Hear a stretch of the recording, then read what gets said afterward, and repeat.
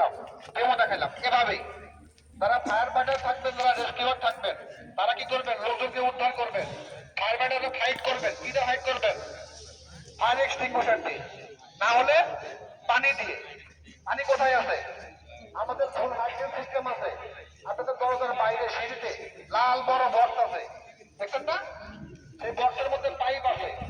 এই পাইপের মধ্যে কিন্তু পানি। আপনারা এই পাইপটা খুলে নিয়ে বাল্বটা ঘুরে দিলেই পানি বের হবে, আগুন নিভবে। উদ্ধারকারীরা যদি কেউ আহত হয় উদ্ধার করবেন।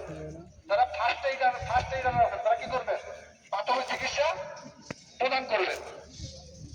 বের হওয়ার সময় খেয়াল রাখতে হবে, বিশেষ করে মেয়েদের। অনেক মেয়ে দেখি চুল খুলে কাজ করেন। চুল খুলে কাজ করা যাবে না। মানুষ যখন বিপদে পড়ে তখন সামান্য কিছু ধরেও বাঁচার চেষ্টা করে। আপনি চুল খুলে হাঁটতেছেন, দৌড়াইছেন, একজন কোনো কারণে পড়ে গেছে, সে আপনার চুলটা ধরে বসছে, আপনি কিন্তু বেরোতে পারবেন। তার মানে কি করতে হবে? চুল সবসময় বেঁধে রাখতে হবে। বোরকা পরে আমরা কাজ করছি, ঠিক আছে, বোরকা পরতে হবে, বোরকা পরে কাজ করাটাও হবে।